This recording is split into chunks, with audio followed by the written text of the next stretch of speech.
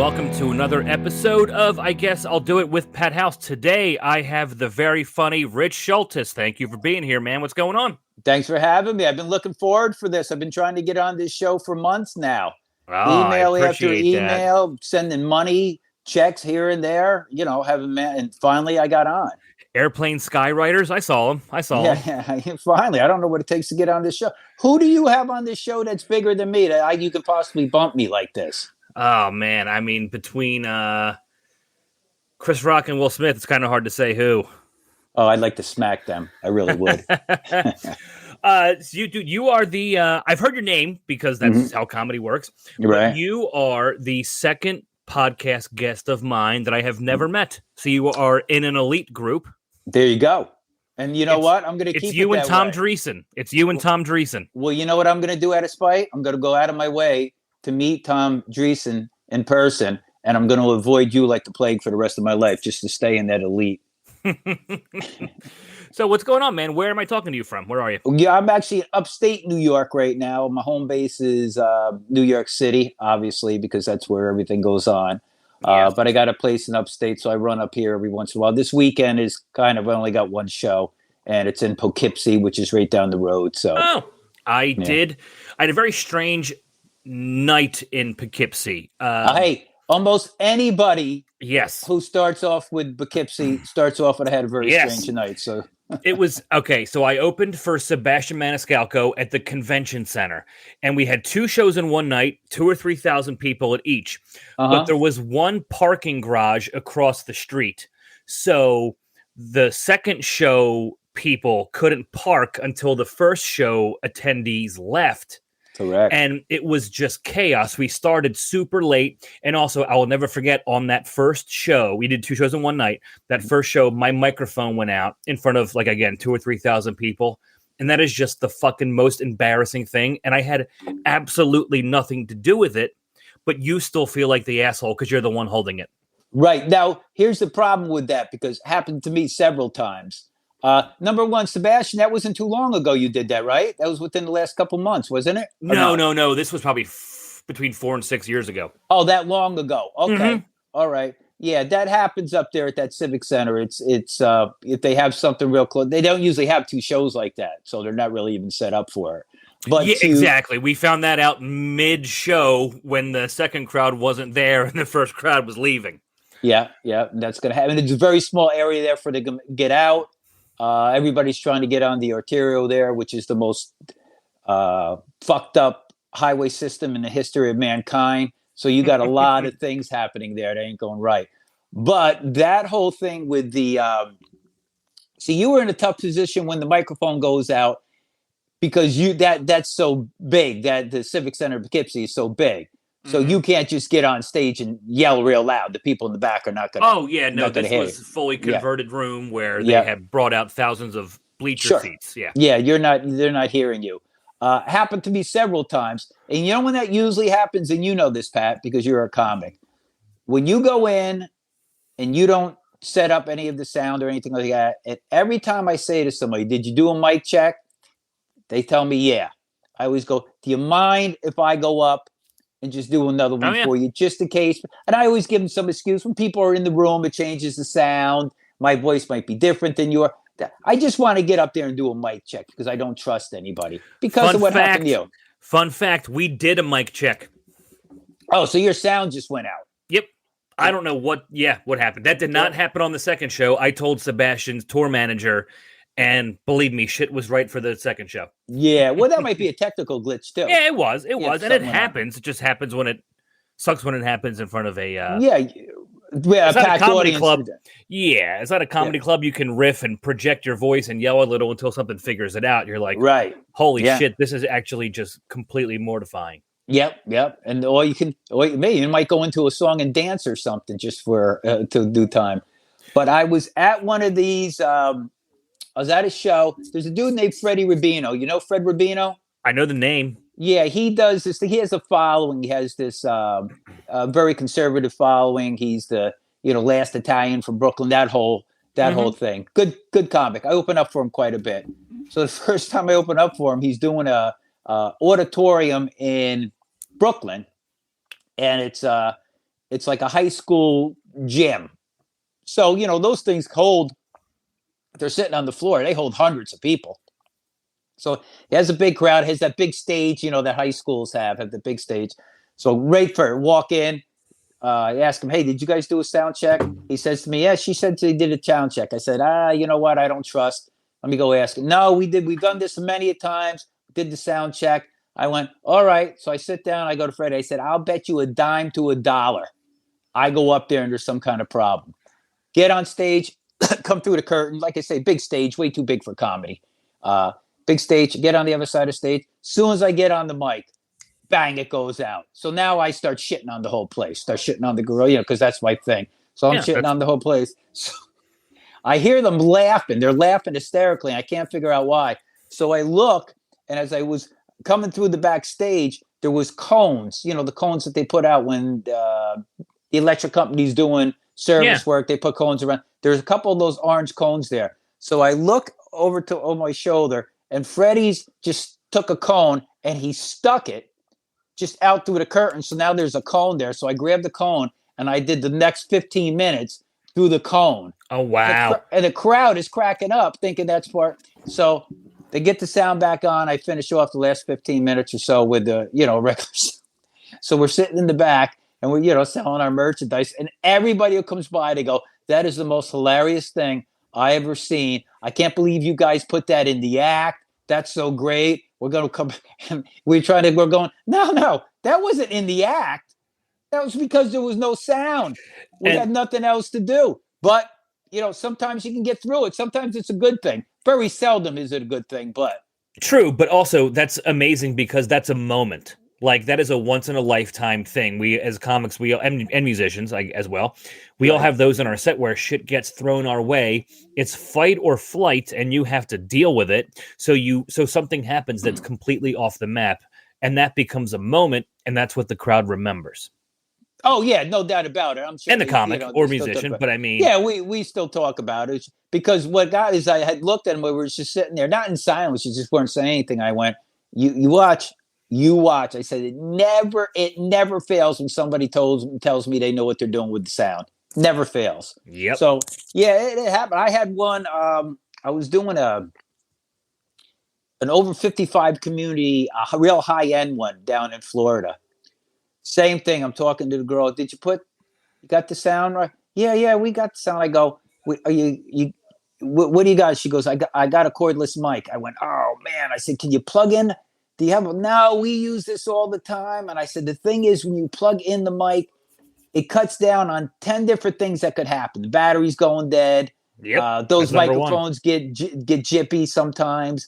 They get interference. There's many things that can happen with a cordless mic. With the cord mic, something literally has to happen with that cord or that mic for it not to work. Mm-hmm. I'll be just like I say, get up on stage. No sooner I say the first few words, that thing. So now, right again, shitting on the place. But the good thing is, it was big. Don't get me wrong. There's probably 200-300 people, but it was small enough with a low ceiling that they could hear me in the back. Yeah.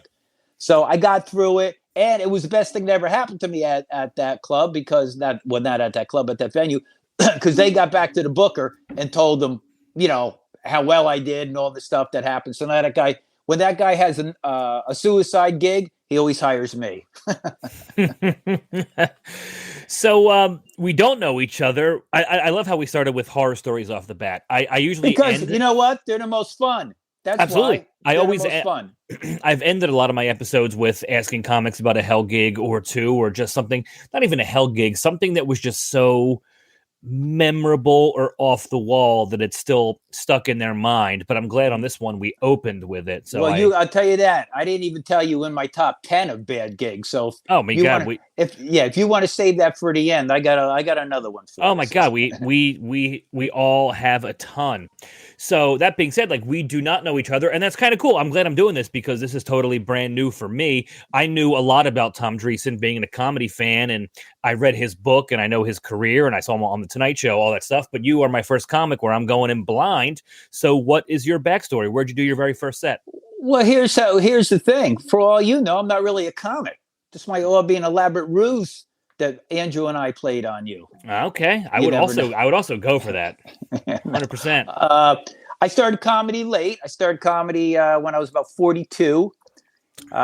First spot was in the city, and there was a dude down there named Chris Murphy who taught a comedy class. Okay. I went in just to check out his class. We ended up becoming very friendly. I was lucky enough that I kind of caught on a little quicker or a little better than most of the other people in the classes. Most people go to that class and never do comedy again, or never get to a higher level than bringer shows and so forth. So I became friendly with him. So he put me on an industry show, for lack of a better word. This is when the New York Comedy Club was still run by Al Morton. That's how long ago it was. Okay, what year was this? That would have been it's 2002. I would say that would have been in about 2005. Okay. About 2005. It was first show, New York Comedy Club, back room there. And after that, same thing I'm sure you went through, open mics. Oh, God, yeah. A couple bringer shows, and I caught on to that scam real quick. And just a matter of producing my own shows, getting in with guys who produce, and, slowly you get better. You get better shows, and to the point where, someone's stupid enough to headline you. Yeah. So was that very first set like a part of the class, like a graduation show, or like that very first time you did stand up? The very first time I did stand up, I think I was doing, as I was doing that class with Chris, I think I was doing open mics. Mm-hmm. So I couldn't tell you the very first open mic. It might have been uptown in the there was a place called the Underground at the time. It was up in Harlem on 100 and I think it was like on 110th, 112th Street. There was I think that was my first show, but it was an open mic. As you know, I don't consider those a show. For people who aren't comics, the best way I can explain it is an open mic is sort of like masturbating to a picture of your sister. You don't want to do it, but it's all you got. So it's one of those things. So, but the first actual show with a real audience, I think was in New York Comedy Club, the back room, New York Comedy Club. Okay, I'm familiar with. Was that the room that was? No, the back room was the small room, and the other room was like the long hallway. Like room. That's the one I'm talking about. I always call that the back room, the long hallway room. Okay, yeah. I remember doing many open mics in that room. Yeah, second room, whatever you want to call it. So, and the thing is, this is what's very odd. That night, I did both shows. I did one, the graduation show, for lack of a better word. And then when I got off, I had actually done so well, for lack of a better word, that they gave me a spot in that side room, back room, long room, whatever you want to call it. They gave me a 6-minute spot back there, too. Mm-hmm. So my first time, I actually, which is bad and good, my first time I did well. I didn't completely suck. Yeah, that's normal. Yeah, but I feel like for a lot of comics. Yeah, so then after that, the normal thing, up, down. You think you're better than you are, blah blah blah, till you finally figure it out, which we never really figure it out completely, but you figure it out a little more. Yeah, and that just takes time diving in and eating shit. Yeah, I think the best thing is when you get to the point where you're. Not that you don't care. I wouldn't say that you don't care. That you don't care enough if something doesn't work because you have the confidence to know, all right, absolutely, get them in next time. Or you call out the whole, there's a point where it's not just you. There's a point where it's not just you trying to get a laugh. You're always trying to get a laugh, but there's a point where you go, all right, this is more of a conversation than me talking at you. So it's like anything else. When somebody falls, you talk about it. Absolutely. And once you're at that point, I think everything becomes easier and people like you more. So you started in 2005? Yeah, right around 2005. Nice. 2006, right around there. We're relatively in the same boat. Has your whole career been in New York City? No. Well, what happened is sort of like anything else.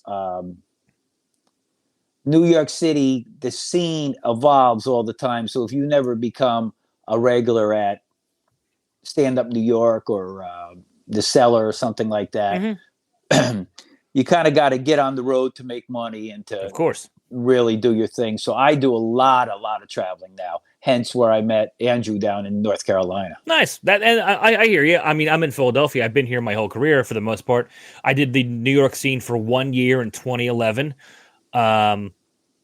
Didn't love it, but I didn't take advantage of it either. But I could always come back home to Philly, Jersey, and Delaware for paid work. So it was either stay in New York and do dog shit open mics at 5 p.m. or come home for a weekend and get decent stage time. So I always came back to Philly. Yeah, which So, is what you should do. You got to get that good stage time. And I did.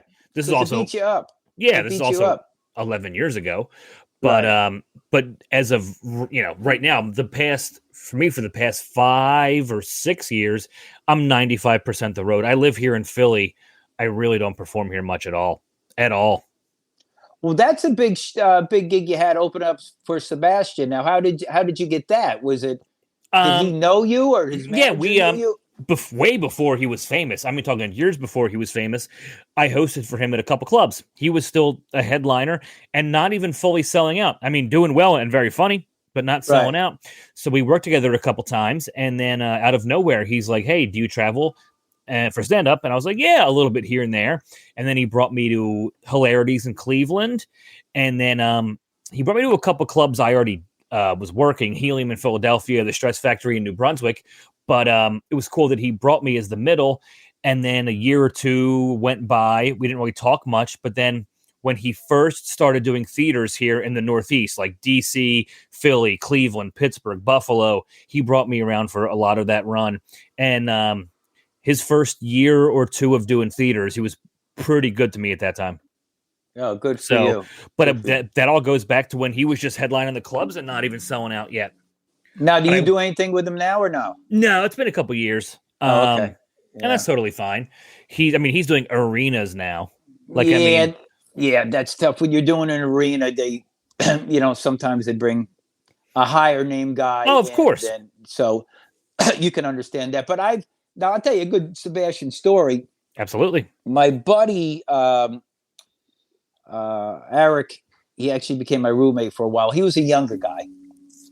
And we were doing this radio show together, one of these pay-for-play radio shows. Some guy was doing, we would go up with him all the time. It was actually out of Chester, New York, believe it or not.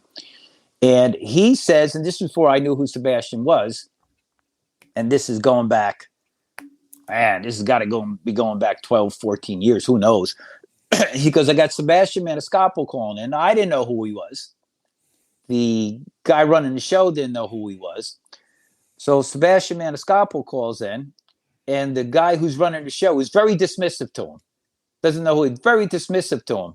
And he gets off the air, and I start talking to the guy who got him to come on, and I go, yeah, he was actually, very dismissive. I don't know who the guy is, but I don't care who he is. You give him, like we're talking right now. You don't know who I am, but we're talking. You want to do the show. And Eric said, he goes, man, Sebastian said to him, man, I was very disrespectful what he did. And they were like, yeah, all right. Well, now Sebastian is probably at least in the top 5 biggest comics in the world right now. And there was an opportunity for this guy to be friendly with him when he was on his way up and just becoming famous. He didn't take advantage of it. You know what I mean? So he's got to be kicking himself in his ass going, oh, Sebastian Maniscalco selling out Madison Square Garden. And I was dismissive to him.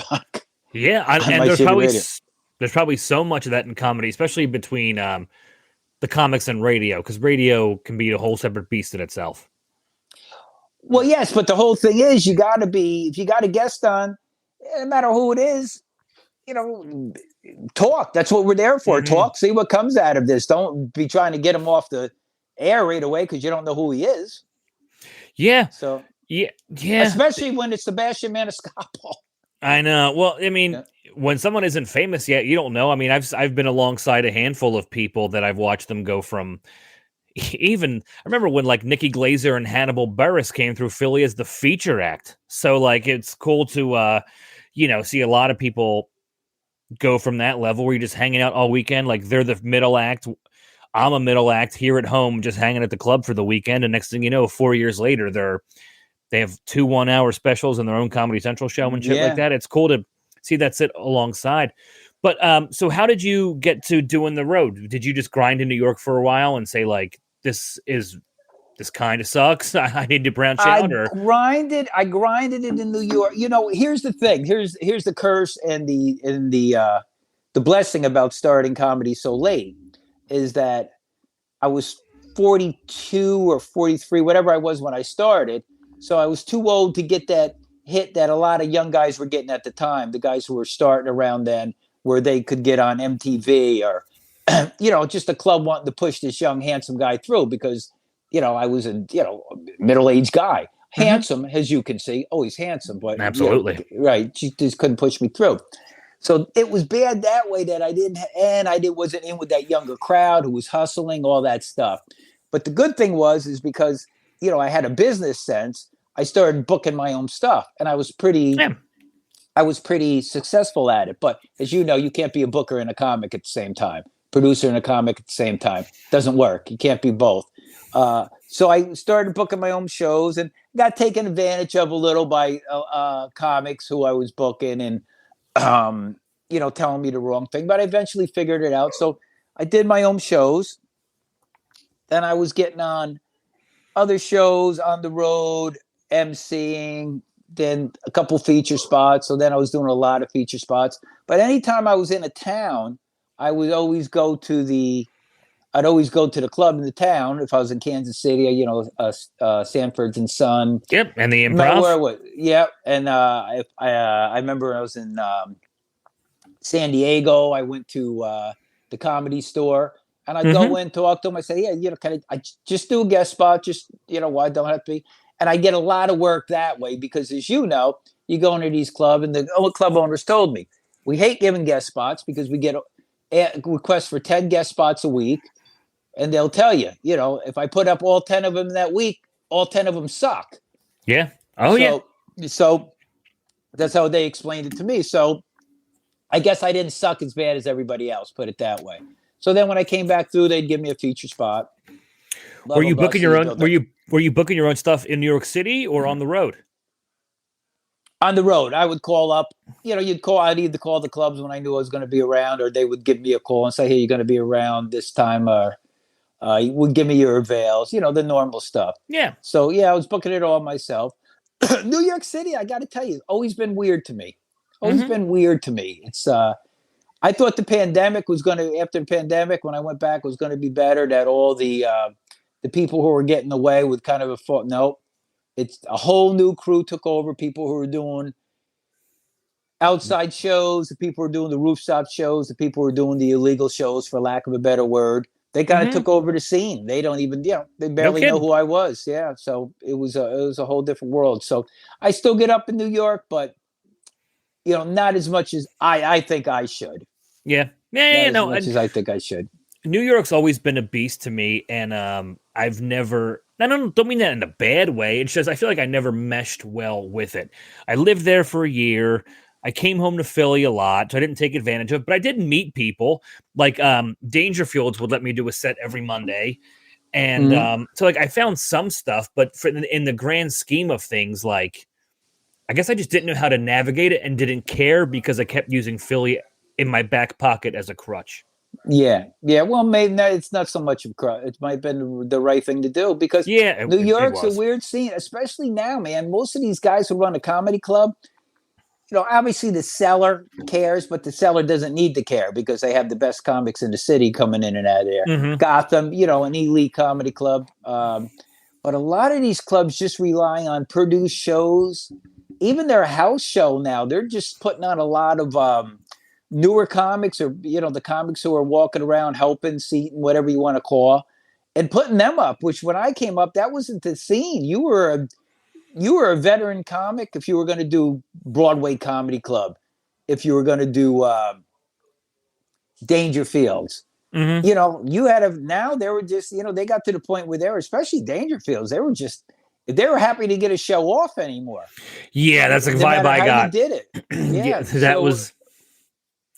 I did Dangerfield's, I think every other Monday. This is again 2011, and I think it was every other Monday. I was always the second spot right after the host, and the shows are always like international. And I think maybe 4 shows out of 5, I just bombed there so bad. But they gave me 15 or 20 minutes, so it was a win. Yeah, well, and here's the opposite. I don't think I ever did a show at Dangerfields. Let me think, so I'm not. I don't think I ever did a show at Dangerfields, even when the crowd was shitty to the comics before me, that I didn't have a good set. I had very good sets there, or actually Tony, the guy, and he didn't book it. It was I think Linda Rowe booked that. Yep, that's who I went through. Then they had a lot of produced shows. JP Justice would put me up every time. JP Justice did urban shows there, but he would put me up every time. I know JP. We were at Baltimore together a couple years ago. Right. So he would put me up, but I never had a bad set there. And I'm not making that up. I never had a bad set. And I had a lot of like superior sets compared to who had went up before because of the crowd. Because, the crowds there were tough. Yeah. Oh, yeah. And it didn't matter, brother. It didn't matter. I would, a week later, I'd be, the manager would see me crushing it. Tony would see me doing a great job. And it wasn't like, just come back. It was never that. It was, always like a new guy there, Ron Haran, whoever the hell was running things. And you just wanted to go, wait, that guy's up again? He's the guy who sucked the last 3 times I was here. How is he? How is he But listen, I don't run it. The wrong people run. That's comedy. I find with comedy, the wrong people have the power. I mean, some of the right people have it, but sometimes the wrong people, you're like, how is this girl running a show? I literally have never seen her have a good, you walk in, how is she running these shows? I've never seen her have a good set. Her go-to line is, oh, you guys don't like me. If you got to use you guys don't like me in every set you're doing, there's something wrong. But they're up there on stage getting the time. So who am I to figure it out? I can't. Yeah, New York's a beast I will never understand. Any show I've done there in the past 10 years has just been like, because either somebody brought me or, no, that's pretty much been it. It's because somebody brought me. And it's been very, very, very few and far between, but that's pretty much it. Yeah. So let me ask you this. So you just said you started comedy at 42. Were you interested in comedy when you were younger? Kids, teens, 20s? Sure, the whole thing. You think you're going to, you always want to think about doing it. But, I had my son when I was young. So I had, that making a living to deal with. And you always have an excuse for not doing it. There's never an excuse. Mm-hmm. Where I lived, I could have got on a train and been down to New York in 2.5 hours from my hometown. Mm-hmm. Could have been down there doing it, for years. Just never did it. And then, one time I got to the point where I went, well, my son's grown. I got some time now. Let me give it a shot. And it's always that first time, it's that first time doing it. What were you doing for a living when you had your son? What were you? Well, when I had my son, I was, let's see, I was working in a camera store when he was born. Then, believe it or not, I was selling Electrolux vacuum cleaners. Okay. Then I got into insurance, did that for a few years. Then I got into buying and selling properties. I was flipping houses and bartending. Ah, the bartending area I'm very familiar with. Yeah. So when I finally got into doing the comedy, at that point I was dealing with houses, flipping houses and bartending. Okay. Yeah. I've been bartending for 18 years at the same spot. Really? I started doing stand-up and started bartending when I was 19 years old, and I'm still doing both. Right. So there you go. So you found your niche. Yeah, and I love talking to other comics who are bartenders too, because I don't know if any of your act has material from those days or those experiences, but like I have so much stand-up material from working in bars and waiting tables. I never incorporated that. That's a good thing. I don't incorporate a lot, man. I got a lot of backstories that. Of course. Yeah. And the older you get, obviously, the more you accrue. Yeah. But I mean, like, since it's part of my everyday life right now, and I said this before, I think on the podcast, but like, not a single day goes by at my day job where I don't write something down. Something happens, somebody says something, somebody does something, and I jot it down. every single day at work. Just through, you know what else I found too now? Just watching television. If you split through the channels, you can get a whole 20-minute set for watching TV for 4 hours, because you just watch stuff and you just go, what the hell? Mm-hmm. I just saw one the other day where they had a 3-legged dog. There's a commercial with a 3-legged dog in it. And I went to myself, you want to know something? I don't like the 3-legged dog. Nothing wrong with it. Nothing adverse about it. But you got a dog in a commercial, you want to sell me on something. I want to see that dog running freely and catching the Frisbee. I want to see a 3-legged dog pounding around. I just thought that was odd that some guy went, you know what I think is going to sell this product? The 3-legged dog. And somebody went, all right. That might work for the dog lovers. You see a handicapped dog, that might be a selling point. I don't know. What was the commercial for? What was the commercial for? 100% honest with you, I think it was for, if I had to guess, I think it was for a flea medication. That would make sense. So maybe that was because it's dog lovers. But the first time I saw it, I wasn't really watching it. So the commercial was on. I just kind of caught at the end. They threw a Frisbee. And as the dog went bounding for it, and not bounding, because it's a 3-legged dog. It's, it's they learn how to how to get by. Right, but it's still not, bounding like a regular dog. So first time I seen it go past, I remember thinking to myself, I went, man, that dog was moving kind of oddly. It almost looked like it only had 3 legs. And the second time it was on, I caught it at the end. I went, it is a 3-legged dog. And so, it's just one of those things. Now, can I make a joke out of it? I don't know. But I'm sure. Like they say, you just just watching TV. Then this everyday life. You could walk out of your house, walk down the street, and write a new 10 minutes just on people. Well, that's where most of my act is, anyways. Just right. Walking out the door and seeing what shit happens. Yeah. So before you started doing the comedy class, like, what was the steps that leaded you into it? When were you like, you know what, I'm going to give this a shot? If you grow up, you have your son, you're a comedy fan, you're into it. What was the turning point where you were like, you know what, I'm really just going to try this? Was there a specific? I remember I just went down to the city with a girlfriend of mine. I said, you know what, let's go check out the comedy clubs. Went over to Ha Comedy Club, was the first one. And I went in, and I remember thinking to myself, was that the one in Times Square? No, the one in Times Square? Yeah, it wasn't Times Square. The okay. first one, when I went, it was in the original spot, only over on 46 on Restaurant Row. And then they moved over to, I think that was 45th, over on the other side of Broadway. So it was kind of on more towards the east side. But I went there, and there was a few good comics. And I remember saying to myself, I went, you know what? I could do this. I could do this. And then I went, I maybe saw a show or two here or there. Then somehow I got hooked up with that comedy class, came friendly with Chris right away. Did some open mics, and then, it's not much of a different story than anybody else. You just, you see a show, you think I can do that. Yeah. But the thing was, that first time getting up on stage, once you break your cherry, and the open mic, if I would have only known that the open mics were going to be the worst part of it. Oh God, yeah. But you don't know that when you first start. You have to eat shit for a long time until you find. It takes time to figure out that there's better stuff out there. Yes, but when you're brand new and stand up, you have no choice. You have no choice. That's right. How do you get it? Yep. How do you get it? And it's just that people ask me all the time, how do I get started? You just got to go down the city and do it. Yeah. Go somewhere and do it. Get involved with the scene, do it. Start your own show, do it. There's several ways to do it. Did you hit the pavement hard? Because I know in New York, you can start doing open mics at like literally 4 p.m. I mean, they're not good, but I mean, if you want stage time and get on stage 5, 7, 8 times a night, you can.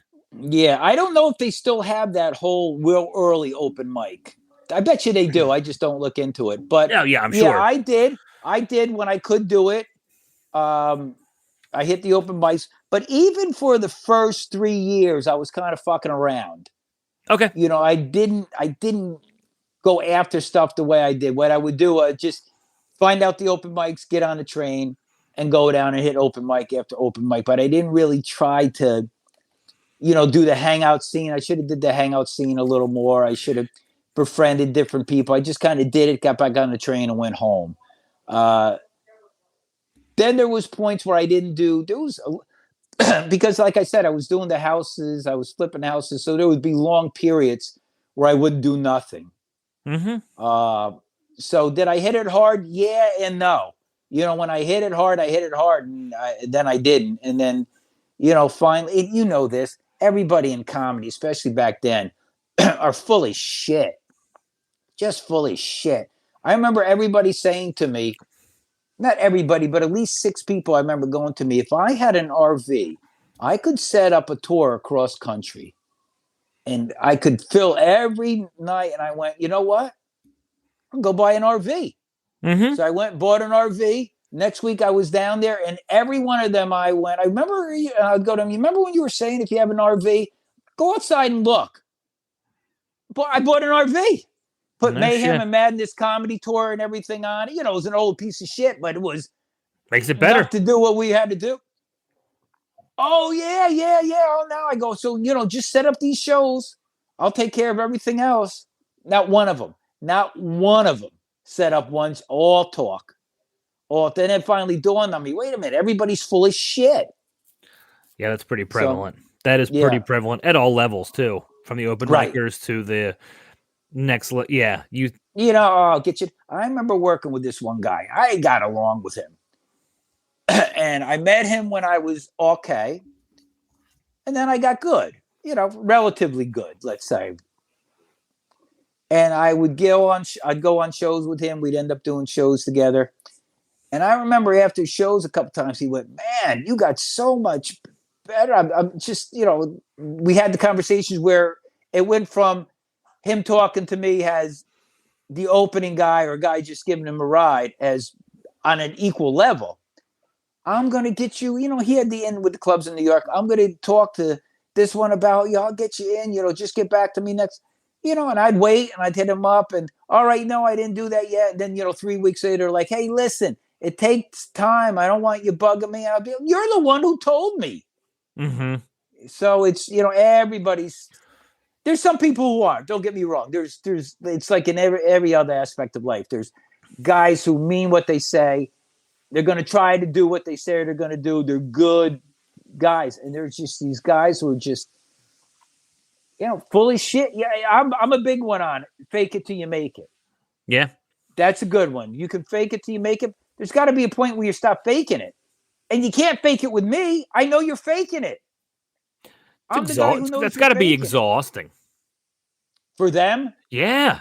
It's mentally got to be exhausting because I always Absolutely. say, that's why I make no bones about the fact that I've had a day job and then I bartend full time because 1, I really do love my day job. 2, it's my life. And it's also just real. I'm not it's got to be exhausting for these people who are just pulling one over on you and you're just like, all right. You see through it and you're like. There's got to be a point where I think some of them, I think they got themselves fooled. I can't think of any other way. I think they got themselves fooled, but somewhere deep inside, when they have these conversations where you're just like, oh, come on, that they got to say to themselves, my life is bullshit. Yeah, they know. I feel like deep down they know. Yeah. It's that those people get off stage after, 15 minutes of almost no laugh. I mean, when I have a bad set, it's not that. I don't know if I could recover from it at this stage of my career, but when they just go, well, that was pretty good. And you go to them, or they'll say to you, what do you think? That was good, right? And I go, you were on stage. You know what happened. Yeah. You didn't hear that when they, you didn't hear that. Or not hear silence. That. Yeah, the silence. But yeah, I don't know. I guess and some people are just delusional. Oh yeah. Me and my friends we would call it comedy ear. When people would have a very rough set, mostly at open mics early in our career or like a bar show or whatever. And then they would really just not do well, and then come off stage like that was awesome. And we just called out, they have comics here. I guess. I mean, I always consider comedy. My thought process in comedy is very much like in sports. I was always a pretty good judge on how well I did or how good I was. So you'd get these guys who'd say how great they were at playing whatever sport. And in my mind, I'd go, that guy's just okay. That guy sucks. I was always pretty good with the fact that going, hey, I had a good game that game. I sucked that game. Here's my level. And I think I still had that same thing with comedy. Here's my level. Now, I look back, and we all do. When you look back on shit you did, you went, oh my God, I was so bad.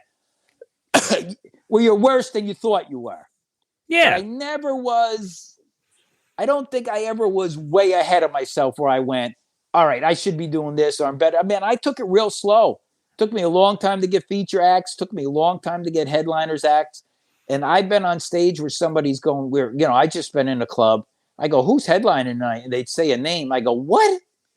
And I go, you mind if I do a guest spot in front of them just to show, because they would know, just to show that they jumped way ahead of the line. And to show them why they shouldn't jump way ahead in the line. Because you know this, you're in a club headline where you're not supposed to be headlining. That can be a long 40 minutes for somebody. Oh, God. Yeah, I've seen it. I have seen it. So, I mean, I always thought, and I was too, I look back and going, I shouldn't have been doing that spot. Or, I was nowhere. I wasn't as good as I thought I was. But I always tried to keep my head in reality. Yeah, that's the way. That's absolutely the way it should be. And then when you look back, you can make fun of yourself for some things you believed in or taking a gig or two you weren't ready for. Then you can look back and laugh at yourself because you're like, oh, I was not ready. Oh yeah. But you got to eat it sometimes to absolutely, to get and then ready. It all becomes a learning experience at that point too. Right, and hopefully one day you get to the point where you look back on that and you say, "Ooh, shouldn't have done that," or "Ooh, I was bad back then, but thank God." And I say to people starting out all the time, I go, you're going to look back at today and in a year and go, man, I sucked or I wasn't that good. And then 2 years after that, you're going to look back at that year and go, man, I wasn't that good. And then I catch up to these people like 4 years who they went on like that. They progressed. And there's other people who I see 4 years down the road, 10 years down the road, doing the same in the same position. And I'll say to him, I go, remember that time I told you that you were going to look back and say to yourself, I sucked. I'm so much better now. I went, you're not at that point, because they never look back and go, I sucked then, because they're at the same spot. which always,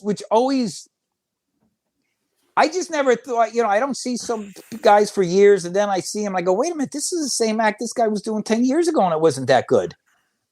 There's definitely a lot of that. Why is he or her still here? And I don't know. It's the loser.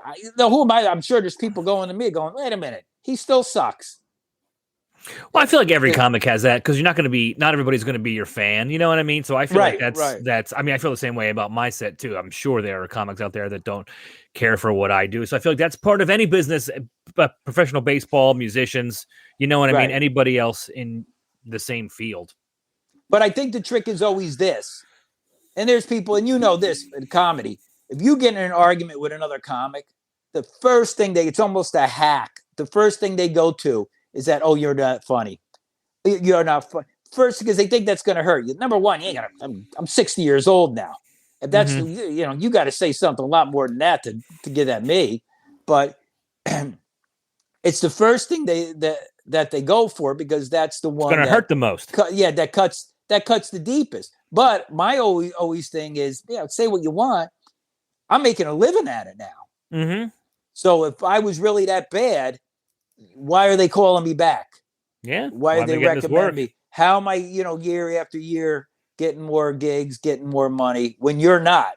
So when you come back to me at that, my always thing said, well, where's your weekend? What are you doing? What are you down at the Grizzly Pear getting, your 5-minute guest spot? That's in New York, right? Yeah. That one's a new. Oh, nice. Okay, yeah, Yeah. I've. Where are you in Poughkeepsie? There is a club there, right? Laugh It Up Comedy Club. Nice, and then that's where you are this weekend. Yeah. Yeah. Nice. Well, they're not having a Saturday show because of the holiday. So. Oh, that makes sense, and probably for the better. Yeah. Yeah. Yeah, certain weekends call for less shows sometimes, especially Yeah. on a holiday weekend.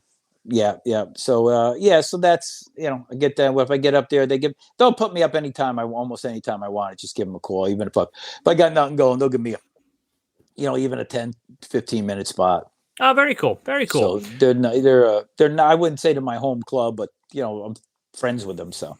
Oh, very cool. Yeah, I've heard good things about it. I just never been there. They're doing well.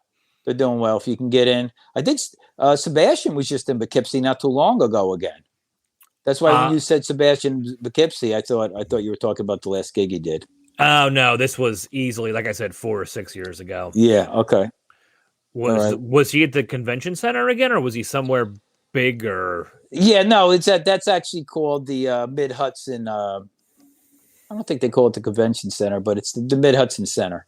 Okay. So it's the biggest venue up there. It probably holds, when they put in the seating like you're talking about, it's probably 3,000. Wow. Yeah, that's just a different level. Yeah. All right, give me one more quick horror story here. Story. Let's end on a negative note. I hurt my back because I'm an old man. I hurt my back to the point where I could barely walk. So I'm in New York City. I got a gig in Boston with my friend Sean Cornelius, who we became very good friends because of this gig. So I get up, I have an audition downtown. I can barely walk. So I get on the subway, I get downtown, I do my audition. I come up. Now we rented a car to get out of the city to go to Boston. I had to go to an audition in the morning, so that held us up. I wanted to get a real early start. The audition came last minute. Walk around, everything I'm going slower because I can barely walk. Go up to Harlem to pick up the car. No car. Rent-A-Car has no car. The only thing they have is a van coming in, and it's one of the those stripped down vans, a cargo van. So I wait around for that. I get that. Go to pick up but now we get a 2-hour late start. I pick up my friend in Bronx. He gets in the car. As he gets in the car, he looks over at me and he goes, "Hey, you mind if I pray with you before this? I always like to pray before." Sure, let's pray. Says his prayer, amen. Take off to Boston. 6 hours. We hit traffic on the way up. We're going to sleep before the gig. Nothing happened. I get there. I had to jump in the shower. Again, I'm running in slow motion, could barely walk. We go to the gig. It's an urban gig. It's me, 300 black people in the show. The other 3 comics are black people. And fine, I've done them a million times before. I'm usually great at them. I'm just not 100% on top of this one. So the host does his hosting thing. He does the thing, all the music, all the stuff that I don't do. Just before he brings me up, he goes, "Before I bring up the first comedian, I just want to point out Mrs. Grace in the front row here and her family," and everybody starts clapping. There's probably 12 of them at the table. He goes, "As you guys may or may not know, Mrs. Grace is the grandmother of John Grace, who was fatally gunned down last week in a horrible." So they do a whole little eulogy on this guy who was shot down for about 7 minutes. And then he goes, "All right, let's bring up your comic." Dude, I've been there early in my career, 13, 14 years ago. I was doing a show in West Philadelphia, and I had to go on to do about like a 10-minute guest set, but right after a man spoke about his daughter who was pregnant and they were gunned down. They were both killed. She was pregnant. She died. The baby died. The father spoke before my guest set, and the host was literally like, "All right, pet house." Yeah. Dude, I feel that. Well, I'll tell you what happened. I'll make this a shorter story. I was on stage. It was going so horrifically bad. When I say horrific, I've never had, every once in a while your mouth will get a little dry. Oh, yeah. You just need a sip of water. My mouth was so dry that I could barely speak about 12 minutes into it. was so dry. Then it felt like my tongue was swelling. This is how bad it was going. So I get through the 20 minutes. I'm watching my friend Sean watching it. He's leaning against the speaker and he's looking at me. You can see the look on his face. He's looking. He's going, all right, you're going to get him. You're going to get him. And he's right around 15 minutes. He just looked at me. You just see him throw up his arms and walk away. So now all I want to do is get off stage. I got through it. I'm in pain. I want to get off stage. You know what that fucking host does? The one who fucked up the show to begin with. He goes, I got to walk off stage. He goes, no, you're not going on anywhere. He goes, let me tell you, son, this guy's a pro, and I want him to get the respect. And in my mind, I'm going, oh, my God, please. No, let me go. This guy's a pro. You guys disrespected him. It's not right. And I felt like going, no, you fucked this whole thing up. And I just was, he had me on stage for another 12. Oh, my, it was absolutely horrific. But, and in the other vein of you saying about the, about them having just, now here he is, Pat House. I'm in the back. We're at a I forget what kind of benefit it was. I can't think of the disease. I didn't think it, even though it was a fatal disease. I go over with this girl, Nikki Sunshine, great girl. If you ever met Nikki Sunshine, oh yeah, she's been through. Yeah. Nikki's great. Matter of fact, she lived in Philadelphia for a while, so you have to know her. So we do this show. She asked me to come over and close the show for her. It was one of my first closing shows. We're in this room. There's 500 people there. No exaggeration. They got a huge double ballroom in a hotel for whatever this disease is. I can't even think of what it is. That makes the story even better. Whatever this disease is. Right. So we're waiting outside. They're having this whole thing, a dinner. They're having They come out. Okay, we're going to have a film. The girl's going to talk about the girl who passed away, who the benefit's for. Then we're going to do the comedy. So she's on. So we're sitting in the back, and I'm leaning. I got my chair leaning. Like you're a kid, you lean your chair back against the wall. I got the chair leaning it back against the wall. The front legs are off the ground. So there's this 12-minute video on this girl who had this disease. Man, I wish I could think of the name of it. But 12-minute video on this, when she was a kid, high school cheerleader, her beautiful friends. So I'm watching this. I'm going, oh boy, this is hard. This is heartbreaking. Then her best friend goes up. There's a poem about the girl. Now, I'm not making this up. There is grown men in the room openly weeping, tears, openly weeping. And she's doing a poem. So she's doing the wiping. So the girl who's running the show goes up to the podium, and I go to Nick. I still leaning back on the chair, so I go to Nikki. I said, "Hey, you know what would be hilarious?" I go, "If she just went to this podium right now, and I'm telling you, there's grown men weeping in this room." I go, if she goes up to this podium right now and goes, and now the comedy stylings of Nikki Sunshine. I said, I'm never going to get over this. I'll be a son of a bitch. She goes up to the podium. She goes, well, on a lighter note, here's our comedian, Nikki Sunshine. It was so close, and I thought it was so funny. I fell off my chair. Now everybody's like looking at me, and I'm like dying. I'm actually going, oh my God, no. She brings her to the stage, and I don't care. Sebastian Maniscalco could have been there. It was no way you could get this crowd. She's going up, and there's people weeping for the first 5 minutes of her set, and she's trying everything. She's walking into the crowd. So finally, after about 8 minutes, she's supposed to do 20. She just gives up.